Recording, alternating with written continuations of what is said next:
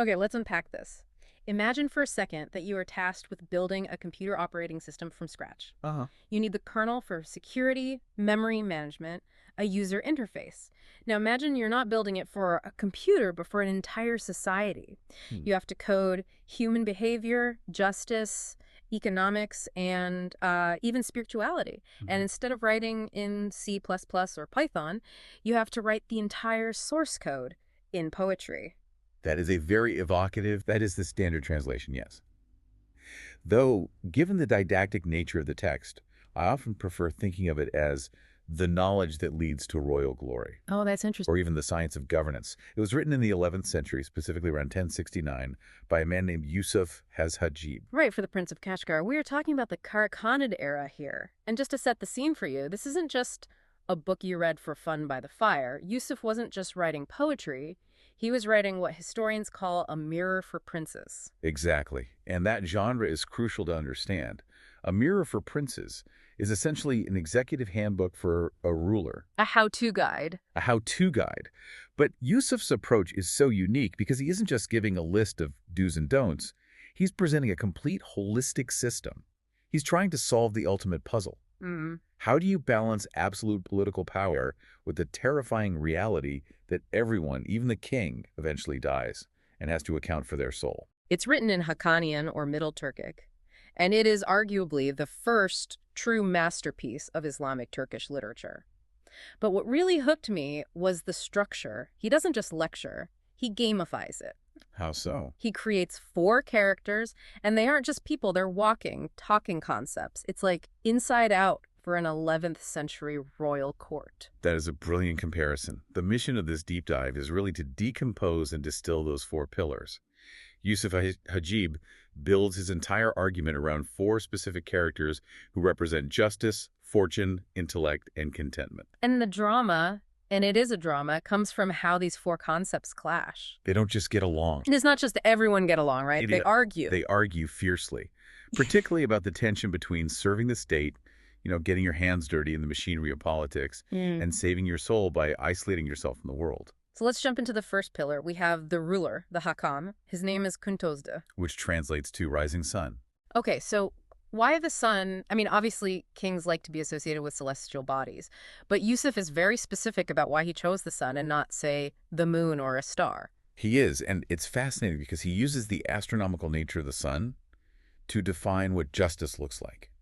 Kuntozda explains that he's named after the sun because the sun represents constancy. Constancy. Think about it. The moon waxes and wanes. It changes shape. It disappears. Yeah.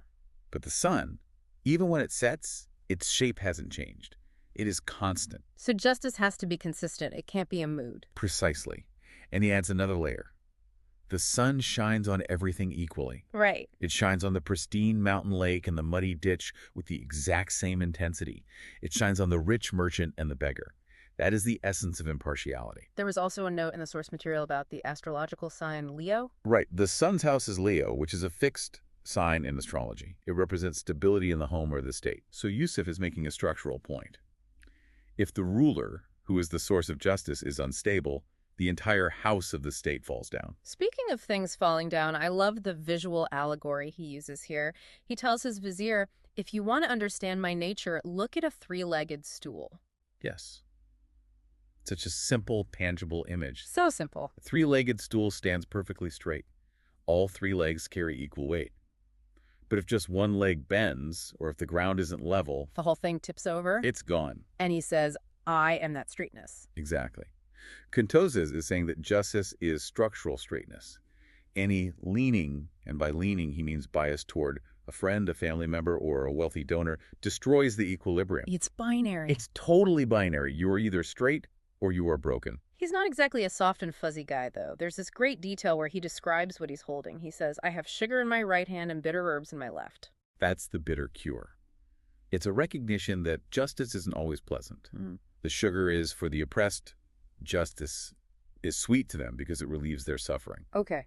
But for the oppressor or the criminal, justice is bitter herbs. It tastes terrible. But you have to drink it to get better. Right. It cures the illness of the society. Yusuf is telling the prince, don't expect everyone to like you. If you are doing your job right, You are going to taste bitter to the people who are breaking the rules. So you have this solid, unmoving, slightly intimidating Sun King representing justice. Then enters character number 2, the Vizier, I told you. Full moon. And this is where the drama starts. Because if the king is the sun, stable and constant, the vizier is the moon. And what does the moon do? It changes. It starts small, grows full, and then vanishes. Aitoldi represents fortune, or the concept of kut. Right. And the conversation here is brilliant because the king is frustrated. He asks Aitoldi, why are you so shifty? Why can't you stay still like me? And Aitoldi's response is basically, it's not a bug, it's a feature. Exactly. He describes his nature as elusive. He compares himself to a gazelle. A gazelle. You know how jumpy gazelles are? He says you have to tie a gazelle down tightly, or it will flee. Fortune is the same. You could have the mandate to rule today, and it can run away tomorrow. There's a physical comedy element to this part of the text that I really enjoyed. To demonstrate his nature, Aitoldi he doesn't sit on a chair. He sits on a round ball. It's a striking visual cue, isn't it? He sits on a sphere to show the Hakan that his nature fortune literally cannot stay still. He is constantly rolling. Imagine walking into a cabinet meeting and the prime minister is balancing on a yoga ball. It would certainly send a message, but the message here is serious. Do not build your emotional foundation on fortune. Do not trust the state to always be there, because it is transient by definition.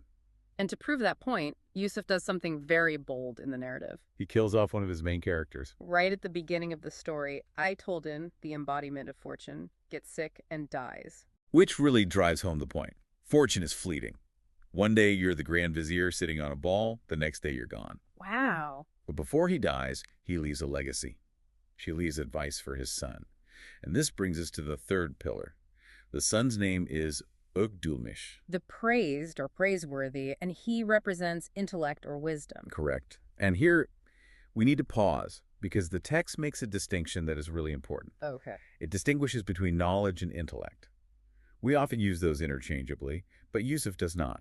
What's the difference in this context? The text says, Enedan dogma bilge, olmaz one is not born wise. Knowledge is something you acquire, you have to learn it. It's the software you upload. Okay. But intellect, or akul, is described as a God-given light. It's the hardware. You can't learn intellect. You were born with it. So intellect is the processor and knowledge is the data. That's a good way to put it. And Yusuf describes intellect as the tether for the animalistic nature of man. Without that tether, without that hardware to process right from wrong, we are just beasts acting on instinct. Udulmish is the character who steps in to replace his father, the vizier, but he brings this stability of intellect that his father, Fortune, lacked. And this is where we get into what I call the decompose and distill section of the deep dive, because Ogdilmish basically becomes the ultimate management consultant for the king. He does. Yeah. The Hakan asks him how to choose the people for his administration, and the advice is incredibly specific. It's a fascinating look at 11th century HR policies. Let's run through a few of these because the job descriptions are wild. First, the vizier. The vizier must be the writer of secrets. Trustworthiness is paramount here. The text emphasizes that the vizier holds the keys to the king's reputation. If the vizier leaks, the state collapses. It's over. Then there's the commander, the general. Okay. This one is interesting because you expect him to say brave and strong and huge muscles, and he does say they must be born of Bay lineage, noble blood. But he adds that they must possess hile, stratagem, trickery. There's a quote here I loved. To defeat a donkey, one must be a lion. Right. But implicit in that is that you need more than just strength. You need the intellect to outmaneuver the enemy. Brute force isn't enough to run a state. But my favorite, by far, is the description of the ambassador. I mean, the job requirements for an ambassador in the Karakhanid era were insane. A laundry list of impossibilities. It's like they were looking for a superhero. They are the eye of the state, so they have to see everything. They need to know poetry to charm the foreign courts. But they also need to know geometry. Geometry? Why geometry? To measure the terrain. They're essentially spies. They need to map the enemy lands, estimate distances, and understand fortifications while they are visiting. And it doesn't stop there. No. They need to know medicine so they can treat themselves if they get poisoned or sick on the road. They need to be master chess players to understand strategy. And, of course, expert archers. It sounds like they needed James Bond, but with a double PhD in civil engineering and literature. Essentially, yes, because the ambassador represents the intellect of the state abroad. If they are foolish, the state looks foolish. And we can't forget the staff closer to home, the cupbearer and the cook. It sounds trivial to us today, kitchen staff. But in a court full of intrigue, the cook and cupbearer were the guardians of the king's life. A matter of life and death. Absolutely. The text stresses meticulous cleanliness, but really it's about loyalty. One drop of poison ends the dynasty. So Ugdomish is teaching the Hakan that a state isn't just a king. It's a machine made of trustworthy, specialized parts. So we have Justice, the king, Fortune, the late vizier, and Intellect, the new vizier. Everything seems to be running smoothly. The operating system is working. But then the king decides he's missing something. He wants to complete his cabinet of virtues. Exactly. This leads us to the fourth pillar, and honestly the most profound part of the book. The Hakan learns that the late vizier had a brother, a relative named Odgurmush. The awakened. Exactly. But Odgurmush isn't in the palace, he's in the mountains. He represents contentment, or asceticism. A hermit. He lives in a cave, or at least in isolation. He worships God, eats simple food, and minds his own business. The Hakan sends Ugdumish intellect to recruit Ugdumish contentment. He basically says, come join my administration. We need your virtue to make our government perfect. And Ugdumish says no. He flat out refuses. And this kicks off the great debate. This is the central philosophical conflict of the Kutadgu Bilig. It isn't good versus evil. It is service versus seclusion. Let's unpack their arguments because they both make really good points. What is Ugdumish's problem with joining the court? Why stay in a cave? Odgurmush views the world as a trap. He uses this vivid imagery. He calls the world a withered old woman who paints her face to look young. Wow. He says that engaging in politics inevitably leads to sin. You have to lie, you have to hurt people, you have to deal with greed. He prefers eating simple food, barley bread, and worshiping God in peace. He believes that the anxiety of court life destroys the soul. And frankly, listening to him, I kind of get it. The burnout is real. But Ugdomish, the intellect, pushes back hard. What is the argument for active good? Ugdomish argues that seclusion is selfish. He says if you stay in a cave, you only save yourself. Right. But if you serve the state with justice, you save thousands. You prevent the strong from eating the weak. He argues that service to the public is a form of worship. So it's a duty. A moral duty. If you are a righteous man, your duty is to be out in the world fixing it, not hiding from it. It's the classic dilemma. Do you protect your own integrity by checking out, or do you risk corruption to help others? Precisely. And what's fascinating is the outcome. In most Western political texts, the active life wins. The hero returns to save the city. But here, Odgurmush refuses. He doesn't come. He doesn't come. He tells the king, 2 suns cannot exist in one sky. That's a powerful line. What does he mean? He argues that religious duty, total devotion to God, and worldly duty, total devotion to the state are ultimately incompatible at the highest level. You cannot serve 2 masters perfectly. So what does he do? He agrees to advise the Hakan, but only from afar, by letters. That feels incredibly modern. It's like the expert consultant who refuses to take a full-time job because they don't want to get sucked into the corporate culture. It is. It's an admission that the state, fortune, politics, and contentment, spirituality piece, might be mutually exclusive. You can have one or the other, but it is very hard to have both fully. Throughout all these conversations between the king, the intellect, and the ascetic, there is this recurring theme about communication. The text is obsessed with the tongue. Oh, the tongue motif is everywhere. Hajib is terrified of language. He has that line, the tongue is a lion lying at the threshold. If you aren't careful, it will eat your head. It's such a violent image. He emphasizes that words have power. They can raise a man to the level of a king, or they can drag a king down to disgrace. Words are silver, but silence is gold. Yes. Diplomacy is described almost as a minefield. One wrong word triggers an explosion. It connects back to that idea of the ambassador.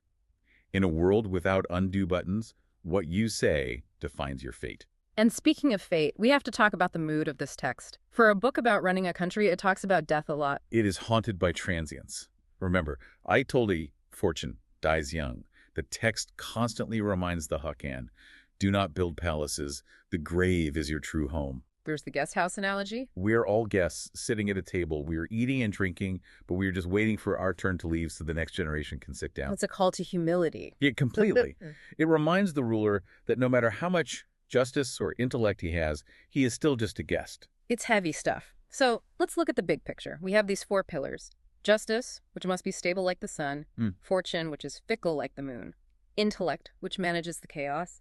And contentment, which stands apart and reminds us of the end. And that is the synthesis Yusuf Hadjib is aiming for. He isn't saying, be just Udgurmish or be just Kantosta.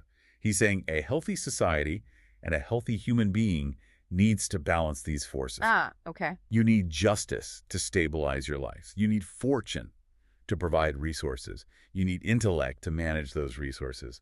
But you also need contentment to remind you what it's all for. It really isn't just a political manual, is it? It's a holistic guide. It's a mirror for princes, but the prince is you. You are the ruler of your own personal state. That's a great way to think about it. And looking at it today, that debate between Adumish and Udgurmish active service versus seclusion feels more relevant than ever. It does. We see so much burnout, people trying to save the world and getting crushed by it, and others just retreating into their own bubbles. The Kutagdu Bilig doesn't give an easy answer. It acknowledges that the tension is real. But it suggests that if you are going to engage, you need to be armed with intellect, Ogdomish, and grounded in justice, Kantosta. You can't just rely on fortune, I told her. So as we wrap up this deep dive, I want to leave you with that image of the lion at the threshold. In our age of constant communication, social media, email, Slack messages, the tongue, or the keyboard, is definitely a lion. And it is hungry. It is hungry. So the question is, are we letting the lion eat our heads? Or are we using our intellect to keep the door guarded? And looking at your own life, your own personal state, which of the four pillars is wobbling? Do you have too much fortune but no contentment? Plenty of intellect but no justice? That's a question worth meditating on. Maybe in a cave, if you can find one. Or just on your commute. Thanks for listening to The Deep Dive. We'll see you next time.